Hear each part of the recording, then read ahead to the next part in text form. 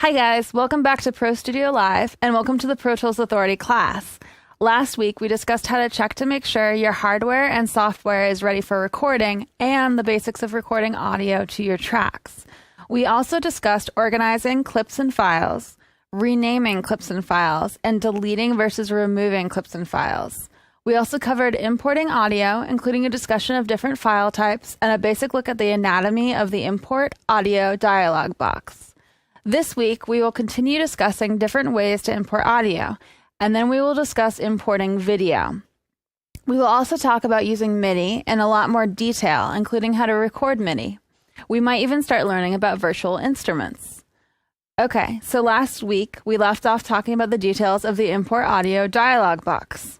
While importing audio, you can also import audio files directly to tracks, or just to the clip list. If you import audio just to the clip list, then you can easily place it on a track later. But you can also make it so that Pro Tools doesn't copy an imported audio file that's compatible with your session into your audio files folder. In this case, Pro Tools will just reference your audio file in whatever location it originally existed before your import. Now, this isn't an option for audio files that are not compatible with your session because in that case, Pro Tools must make a converted version of your audio file for import, and it will place that converted audio file in your audio files folder. If you remember from earlier in the series, WAV and AIFF are the two file types that are natively supported in Pro Tools. So if a file matches the session sample rate and is either WAV or AIFF, then they're considered compatible with your session and they don't need to be converted. Okay, so to import audio, open up that import audio dialog box that we covered in last class by going to the file menu and then selecting import and then selecting audio, or by holding Command and Shift and then pressing I on your keyboard. So I'm just going to do that really quickly. So I'm just going to hold Command, Shift, and hit I to open up that dialog. Then you just use the navigation area of your import audio dialog box to find the audio that you want to import and click on it once to select it. So I'm just going to do that really quickly. I'm going to pick an audio here at random. So you'll see the properties and comments area populate when you select the audio file. Then you have to pick which button to use to move it from the file clip section to the clip to import section. So your options will depend on what audio file or clip you select. Your options might include add or add all buttons, copy or copy all buttons, or convert all buttons. So let's discuss those different buttons. Add or add all buttons are useful if you want to import compatible audio files or clips. This means they have to be the correct file type. This also means that they need to have a sample rate that matches the session if you want them to play back at the correct speed. These buttons will let you import an audio file that's in a sample rate that doesn't match your session, but it won't play back at the correct speed, which will subsequently alter the pitch of your audio. Another thing to know is that when you use the add or add all buttons, Pro Tools does not copy your selected audio into your audio files folder. So you should use these buttons with caution. This means that if you use these buttons to import audio, since the audio won't be copied into your audio files folder, it will be easy to lose access to these audio files if you transfer your session or if the audio files get moved. So if that happens, then your Pro Tools session won't be able to reference the original audio file and you won't be able to play or work with it. Now, you might also have copy and copy all buttons. This is like the add and add all buttons because they let you import compatible clips or files. However, the copy and copy all buttons will also automatically copy your audio into your audio files folder. So it's for this reason that I personally tend to recommend using the copy buttons instead of the add buttons. If the audio files or clips that you're trying to import aren't compatible with your session, then these copy and copy all buttons will turn into convert or convert all buttons. So the convert and convert all buttons will convert clips or files for you that aren't compatible with your session. These buttons will not only convert the files for you, but will also place the converted copy within your audio files folder. So once you select which button to press here, you can press the Done button to start your import. If you selected an option that involves copying or converting a file into your audio files folder, then you'll see a dialog box once you hit Done. So I'm just going to go ahead and do that really quickly. So I'm just going to convert because I have the convert option. I'm going to hit Done. So this dialog box will prompt you to select a location for your newly copied or converted files, and it will say choose a destination folder. The default here will be your audio files folder, so I recommend using that location. However, you can select a different location if you want by finding the folder and then selecting the Use Current Folder option. But I'm just going to go ahead and select the audio files folder here. Okay. So then you'll see a window pop up that's called the Audio Import Options dialog box. You have a couple of options here. You can either select the new track or clip list. If you select clip list, then Pro Tools will import your audio only to the clip list. This option is great for if you want to use the audio later, since you'll be able to drag it off the clip list and onto a track later. However, if you select a new track, then Pro Tools will not only import the audio onto your clip lists, but it will also create a new track in your session that's automatically populated with your imported audio. So if you're importing more than one audio clip or file at once, then Pro Tools will create one track for each clip you import. So to do that, just select New Track and then select the location for the audio to be placed on the track.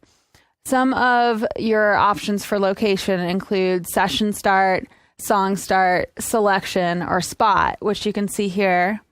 If I click this drop-down menu, I can select something like Session Start or Selection or Spot. Okay, so if you select Session Start, then the beginning of your imported audio will begin with the beginning of your session on your track. If you've designated a Song Start location, then selecting Song Start will place the beginning of your imported audio at that location on your track. If you select Selection, then the beginning of your audio will be placed where your edit cursor is located on the track. Selecting Spot here, however, will open up a spot dialog that we saw with the spot edit mode. This dialog lets you type in a specific location where the beginning of the imported audio clip will be placed on your session. Okay, so let's move on from the Import Audio dialog box and talk about importing audio with your workspace browser. So we went over how to find and open a Pro Tools session within a workspace browser earlier in this series, but you can also find and import audio through the workspace browser. It's also important to know that you can actually audition audio files through the workspace browser, and you can also see and search by file details that you can't normally search by within your operating system's standard file browser. Also, the workspace browser is one of the aspects of Pro Tools that they've updated and improved upon with the Pro Tools version 11. So it will look different from that of a Pro Tools 10 or below if that's what you're using. Anyway, you can use the workspace browser to import audio either to the clip list or directly to a track, just like with the Import Audio dialog box. So to import audio to the clip list only and not to a track, you'll first have to open up the workspace browser. So to do that, just go to Window and then select New Workspace. So I'm just going to go ahead and do that. I'm going to cancel out of this import. I'm just going to go Window and then I'm going to find New Workspace here. I'm just going to click on that. So now, just like when we ran a search for sessions, we're going to run a search for audio files. So you're going to click on the advanced search button next to the search button in the toolbar. And if you remember, the advanced search button is the hamburger button that highlights blue when the advanced search is active. So I'm just going to find that button. It's right up here. I'm going to click on it. and it'll open up those options. So it'll make your advanced search tools appear in the browser pane.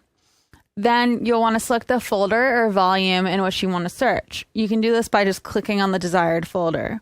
So we covered this in a previous episode. So I'm just going to quickly click on something here. And I click on my session here.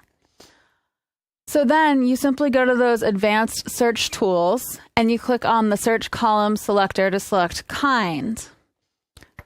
So I'm going to do that right now, and I'm just going to select kind. And this is just like what we did for the session search earlier. So then I'm going to click on the file type option to choose audio file from the drop-down menu. So that's pretty easy here. I'm just going to find audio file right here, and I'm going to click on it. So then you'll see that the browser pane will update with just audio files. So now that we see our audio files in the Workspace browser, one way to import audio straight into Pro Tools from the Workspace browser is to simply drag the audio file with your mouse from the Workspace browser straight into your session. You can import audio directly into the clip list this way. So simply drag your desired audio file from the browser pane and into your session and into your clip list specifically. So I'm going to just show you that really quickly here. So I'm just going to pick an audio here, and I'm dragging it right into the clip list. I should have added it here. Oh, there it is. Okay. Now I'm just going to open my Workspace browser because I lost it there. All right. So the audio files that you dragged this way will then be converted if necessary, and they'll be placed on the clip list. If you start importing audio this way, though, it's important to know that Pro Tools will automatically convert any files that need to be converted when you import this way. But if they're compatible with the session, then the file will only be referenced, and it won't be copied into your audio files folder. So this can cause you trouble later on when you might want to transfer the session or when the audio file becomes unavailable in its original location. So to force copy a file while you're importing it this way, just hold Alt in Windows or hold Option in a Mac while you drag the clip from the Workspace browser and into your session.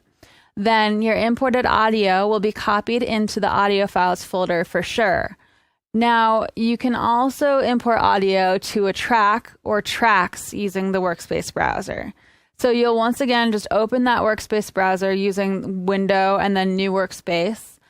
And then again, you will hit the Advanced Search hamburger button and select the volume or folder that you want to search. Just like when we imported to the clip list, you will then click on the search column selector to select kind and pick audio file for your file type. And then the only thing that you have to do differently from when importing the audio file straight to the clip list is you'll have to click and drag the audio file from the Workspace browser onto a track or tracks within your session's edit window. So just make sure that whichever track you're dragging your audio file into matches whether the audio is stereo or mono, because otherwise you're going to have some trouble dragging it in there. So I'm just going to show you how to drag that onto a track. So I'm going to pick this one and let's see. I need a mono track here. Let's see. Oh, maybe I'll just pick a different audio then. Sorry, guys. There we go. So I can just drag it straight to the track. Okay. So just like when you're dragging into the clip list, your audio will be converted if it needs to be converted in order to be compatible with your session parameters. If it's converted, then it will be copied into your audio files folder. If it doesn't need to be converted, then it will just reference the audio file or clip in its original location. So you can also make a new track at the same time as when you're importing audio files or clips from the Workspace browser. So to do this, just hold Shift and then click on the audio and drag it into the edit window. So I'll just show you that really quickly. So I'm just going to hold Shift here. I'm just going to click and drag. Oh, and I had a few highlighted here, so it made a few tracks. Or you can hold shift and then click on the audio file or clip and drag it into the, oh, I'm sorry, I just did that. Drag it into the track list with the edit window. So you can drag it either into the clip list or into the track list. Okay, so let's move on to batch importing audio. It's really easy to import a bunch of audio files at once into your open session. So just like with other audio file and clip import methods, any file type or sampling rate that doesn't match the session will be converted upon import. And honestly, if you're on Pro Tools version 9 or earlier, then any audio file or clip that had a different bit depth than your session would also be automatically converted when you import it. Anyway, in order to import multiple files at once, also known as batch importing, just find your audio files in your Finder or Explorer window on your computer's operating system and then click and drag the desired files into your Pro Tools icon, either from your dock, your desktop, or within your applications folder, basically anywhere where this might be. So just make sure your session is open before you try this. So let's see if I can show you that. I'm just going to open this up. I'm going to find some audio here. Now you get to see all my folders here. I'm going to go Pro Studio Live. Let's see. All I have is photos here. All right. This is a DJ that I've been working with. So I'll just open up some audio from here. So here's some audio, and I can just click and drag it to that icon. And it's going to process it and import it. So that's another way you can do that. Your audio files will show up in your clip list when you import it this way, just like any other import method. And just like when you're dragging audio files or clips from the Workspace browser, you can also simply drag the audio files into your session's clip list or track area to import them into the session. So that's just another way to do it. Anyway, another way to import audio is straight from a CD. This isn't as common anymore since CDs are now considered to be more or less outdated, and many computers aren't even built with a CD drive anymore. For example, I don't have one on this laptop, but I have seen some studios using sound effects databases that are on a CD format. So to import from a CD, just use the Workspace browser method to drag and drop the audio files from your CD and into your session. Since CDs are digital, there is no data loss this way. However, the standard sampling rate for CDs is 44.1 kilohertz. So if your session isn't in 44.1, then Pro Tools will definitely have to convert the file to import it. It has to convert the file just like any other audio file that doesn't match your session parameters, and it needs to be imported. Anyway, if you're importing from a CD, you might want to set your sample rate conversion quality. So to do this, just go to Setup and then choose the Preferences and then click on the Processing tab. So I'm just going to open that up really quickly for you. Going to close out these windows. I'm going to Setup, Preferences, and then I'm going to find Processing right here, and I'm going to click on that. So there you can pick lowest, good, better, best, or tweak head to your liking.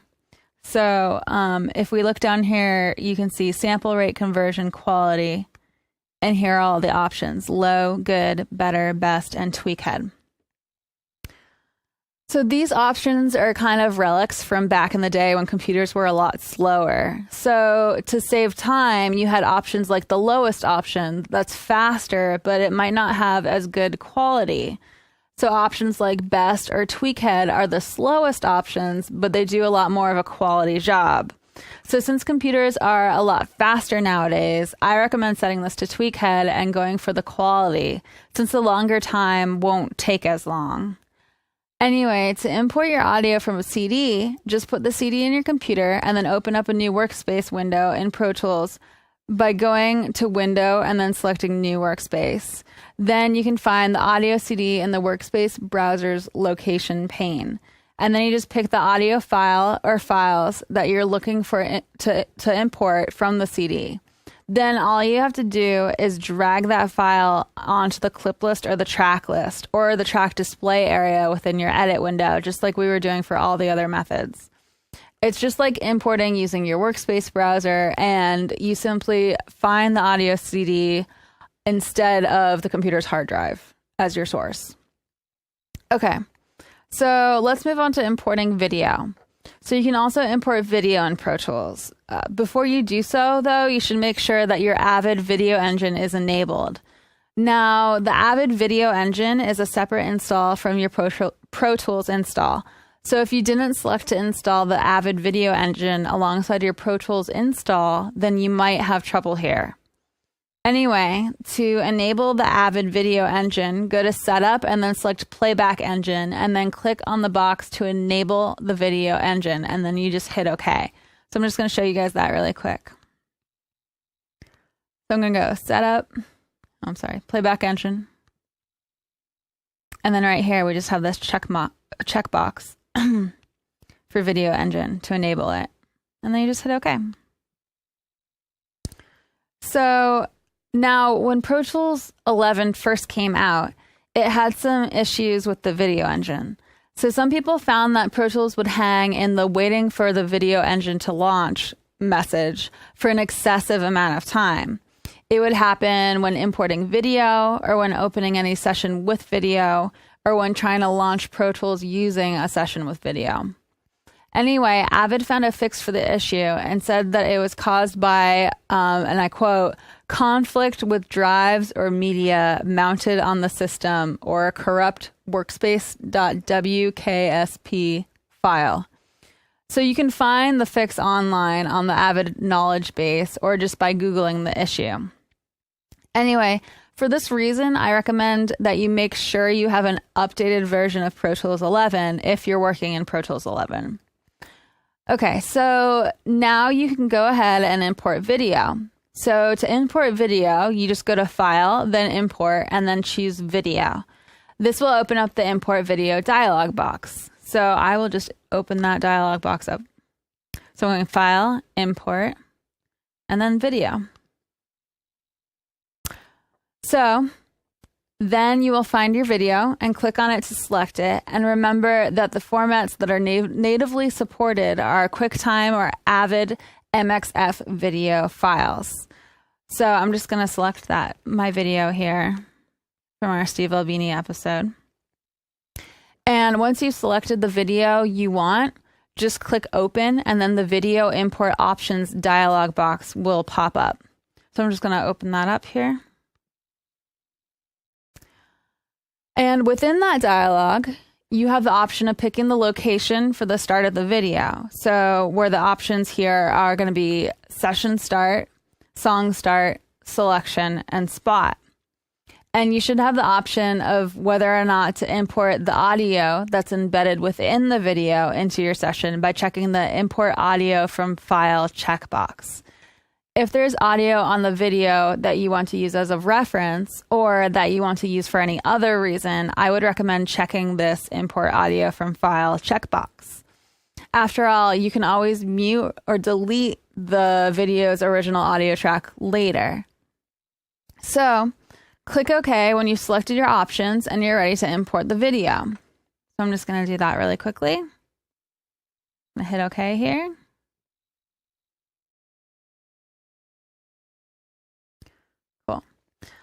So when you click OK, Pro Tools imports your video, it creates a video track, and it places your selected video on the track. It will also open up the video window, which you can later access in case you accidentally close it by going to the window menu and selecting video, or holding Command and hitting 9 on the numeric keypad. So I'm just going to close the window out really quickly and show you that. So in case I want my video back, I can just go to Window and then click Video here, and it comes right back. So unless you specified a different location than the default, then the first frame of the video will be placed at the start of your session. The video track that it is placed on will take its name from the video file that you imported, but you can change the name of a video track the same way that you change the name of any other track. Anyway, If you opted to import the video's embedded audio, then Pro Tools will ask you to select the audio's destination folder before completing the video import. I would recommend just sticking with the audio files folder for this. At any rate, if you import the audio, then Pro Tools will create a new audio track right below the video track, and it will place the video's embedded audio on that track. Now, you have various settings for your video track view, so don't worry if your video track looks slightly different than mine. Basically, depending on your settings, you might see the movie displayed as blocks or as picture icons that are like thumbnails that give you an overview of the frames in your movie file. And you'll notice if you zoom in, if you're in that mode and you zoom in on your video track, you'll see more thumbnails appear on your video clip. So I'll just show you that really quickly. So I'm just gonna click my cursor here. And you see as I zoom in, new thumbnails are generated. So if you zoom out, you'll see fewer thumbnails and therefore less visual detail for what's on your track. You can also move your video clip and track around like you would an audio or MIDI track. You can also use the grabber tool to move the video clip around. So I'll just show you that really quick too. I'm just going to zoom out. And I can just, I'm in shuffle mode here. So I can just click and drag it around. You can also move the track around, changing its location relative to the audio tracks. So, for example, I can just drag this track down below my audio tracks if I wanted to. However, as we mentioned before, once you've imported one video file into your session, you can't add any more video files to your session if you're using a standard Pro Tools system. This is because standard Pro Tools systems can only be associated with one video file at a time. So if you try to import another video into your session, excuse me, it will simply replace the video that you currently have in your session.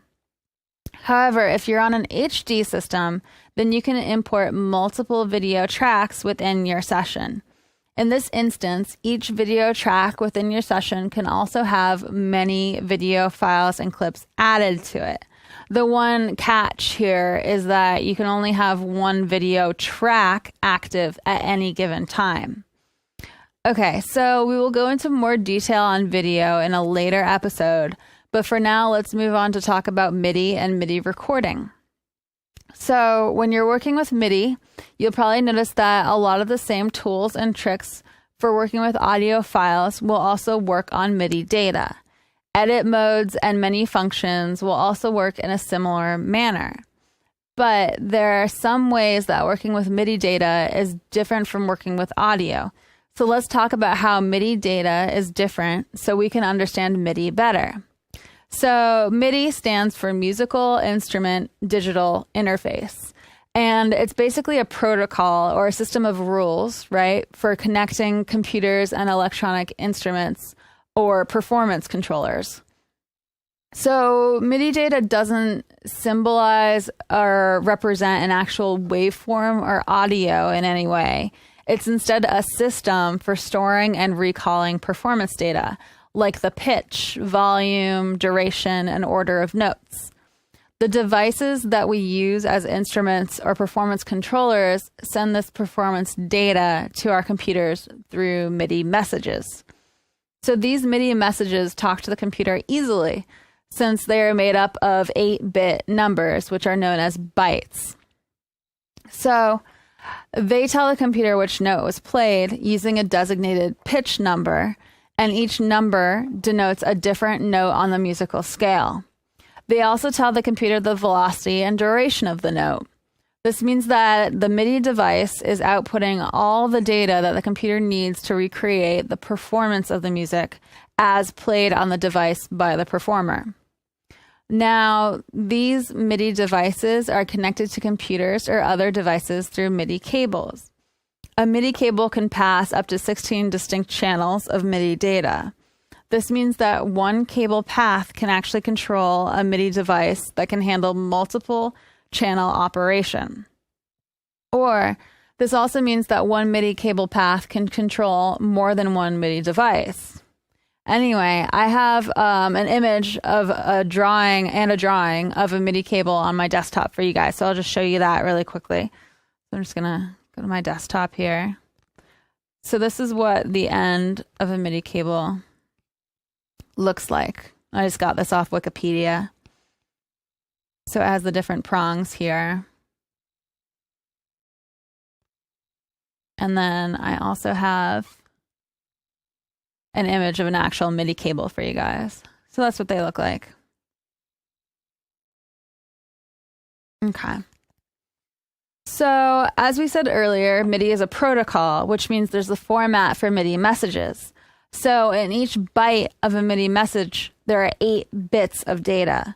The most important bit within each byte tells us if the byte is a status byte or a data byte.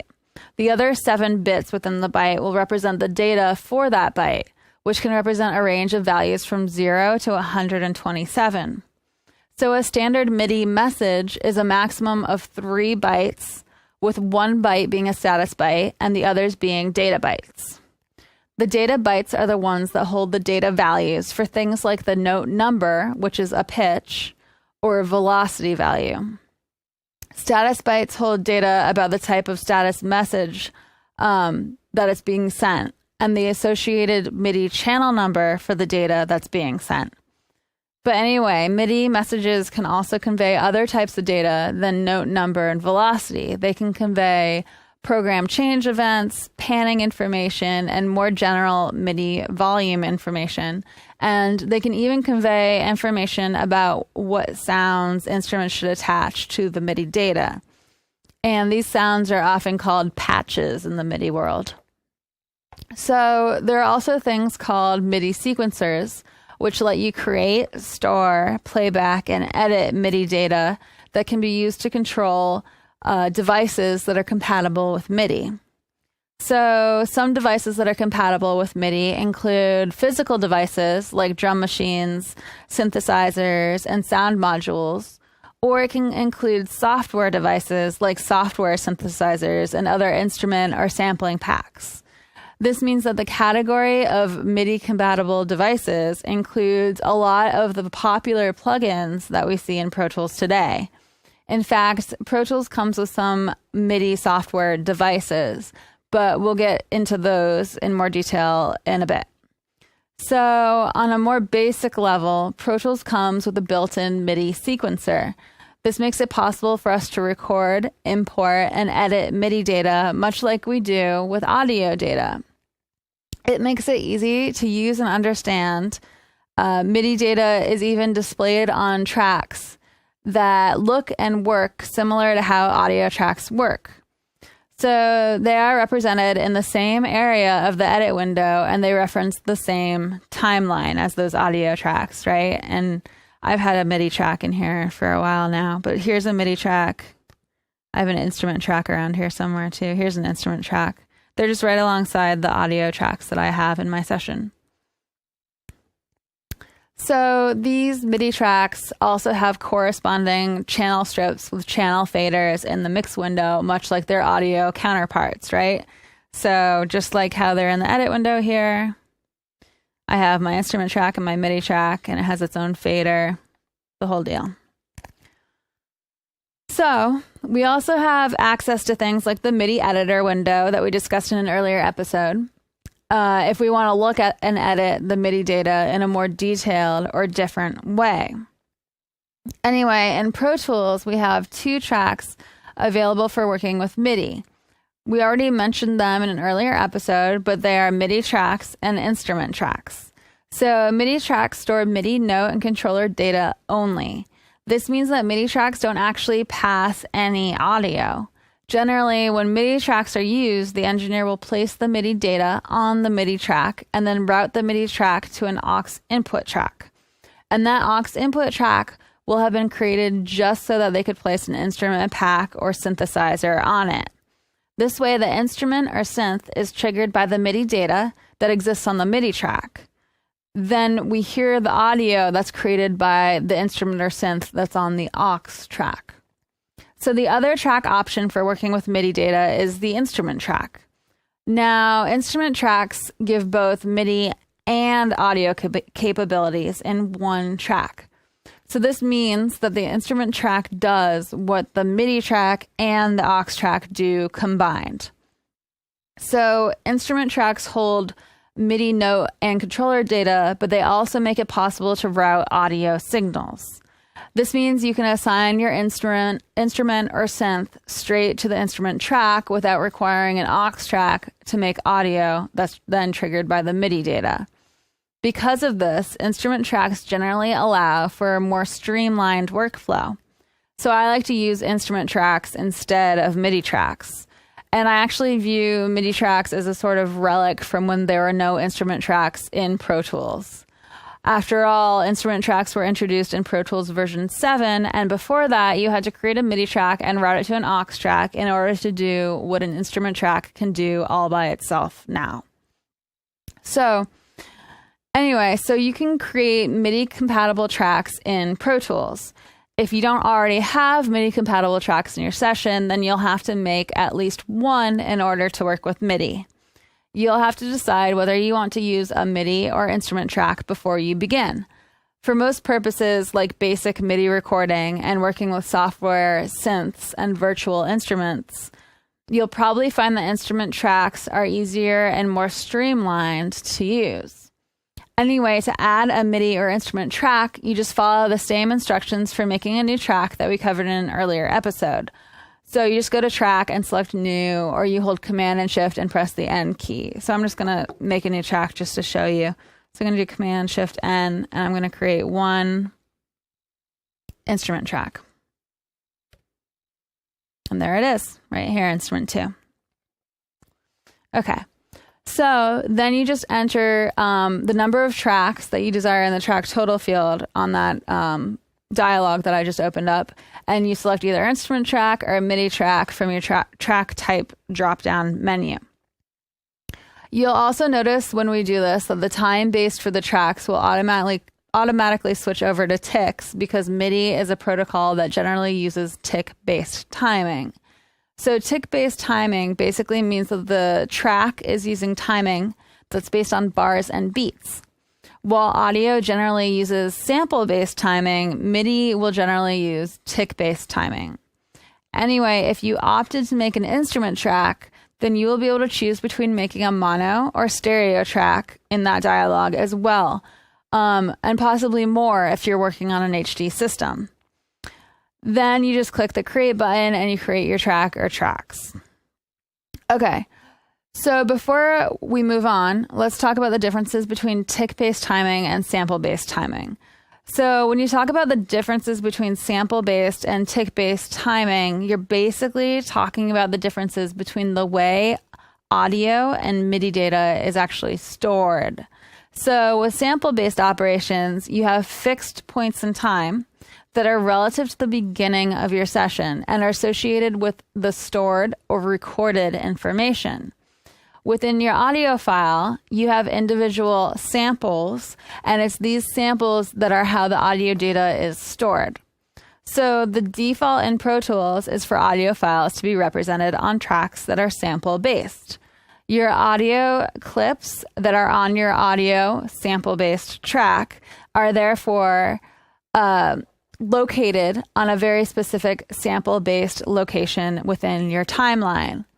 These sample-based locations are called absolute locations, and you can measure this type of absolute location based on how many samples have passed since the very beginning of your session. Since the size of a sample in your session never changes once you pick your sample rate, when something like the tempo is changed, the locations of your samples are unaffected. This means that the location of an audio track that is sample-based will also be unaffected by any tempo changes. Their location will change relative to the location of the bars and beats when you change the tempo, but that's only because the bars and beats are the ones moving and the sample-based audio is in a more absolute location. Now, you might sometimes want to switch an audio track into a tick-based mode. This is because if you switch the audio track into a tick-based mode, you can perform some functions on it, like matching the audio to the tempo, which is called tempo matching, using something like Elastic Audio. But anyway, when we are talking about the audio tracks, you can generally assume that they are in a sample-based operation mode unless I specify otherwise. So now with tick-based operation, your recorded data is linked to bar and beat locations in your session. So when we record MIDI data in Pro Tools, this tick-based timing is what's used to set the locations for your recorded MIDI data. This means that your MIDI data is stored relative to the bars and the beats in your session. So when you change your tempo, those bars and beats shift within your session, and so does your MIDI data.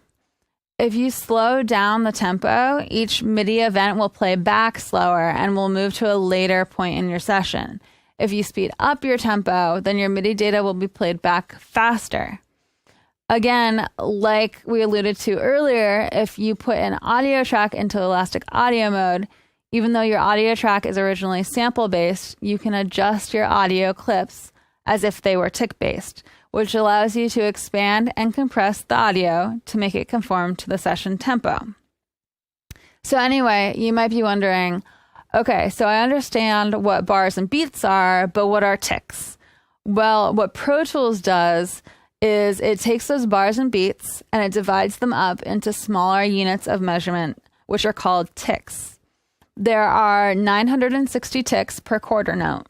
So this means that you can be as precise with your timing in a tick-based track as 1 out of 960 or 1/960th of a quarter note. So as opposed to sample-based operations, which are considered to have absolute locations, tick-based operations are considered to have relative locations. So these relative locations are measured by how many bars and beats and ticks have passed since the beginning of the session.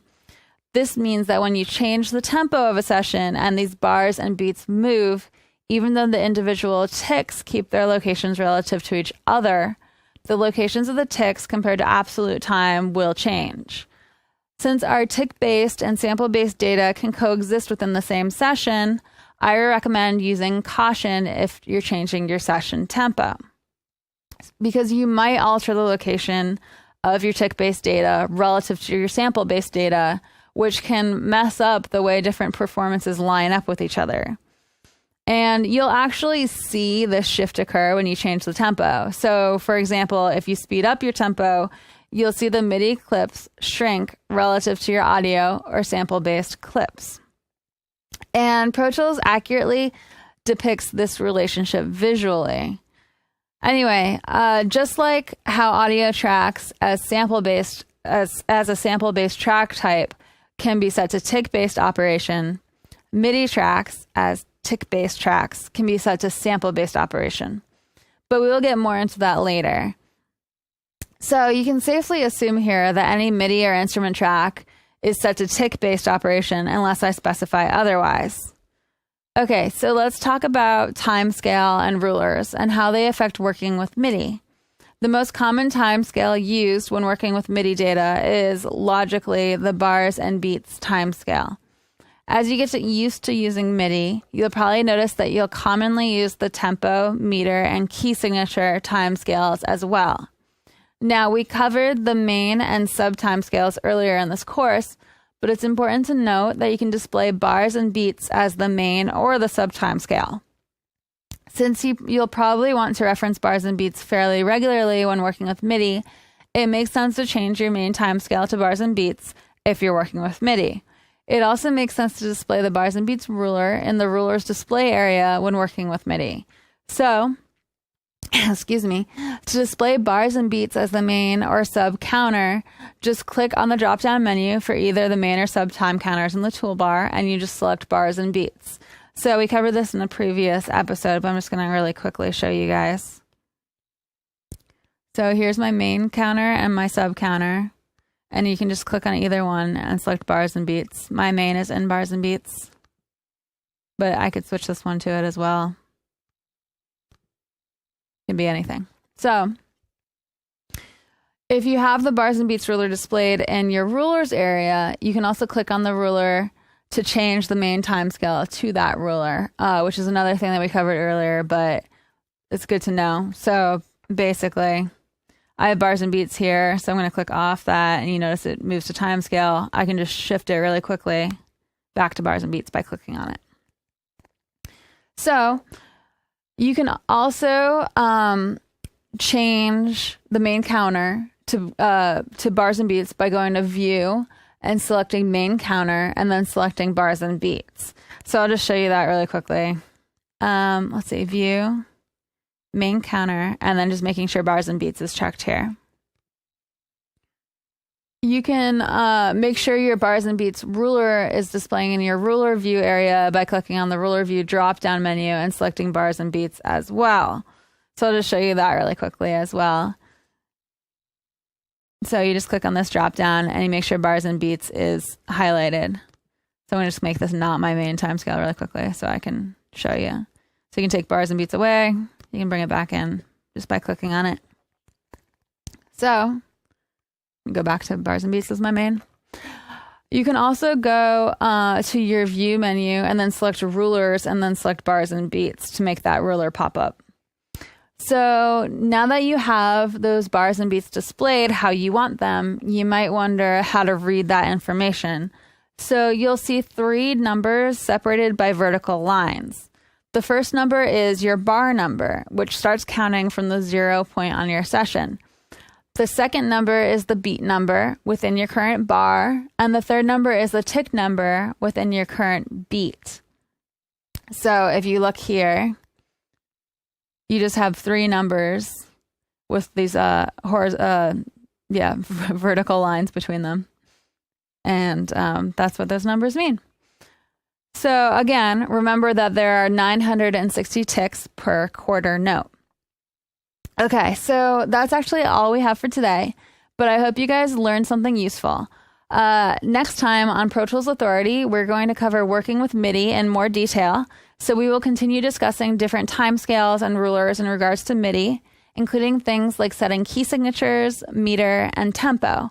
We'll also cover recording MIDI, including what you have to do to prepare for recording MIDI, some basics on MIDI routing, setting up your MIDI record, and possibly even recording MIDI. So we will probably even get into using virtual instruments next time, which will include details on the virtual instruments that come free with Pro Tools, which are Expand 2, Boom, and Structure Free.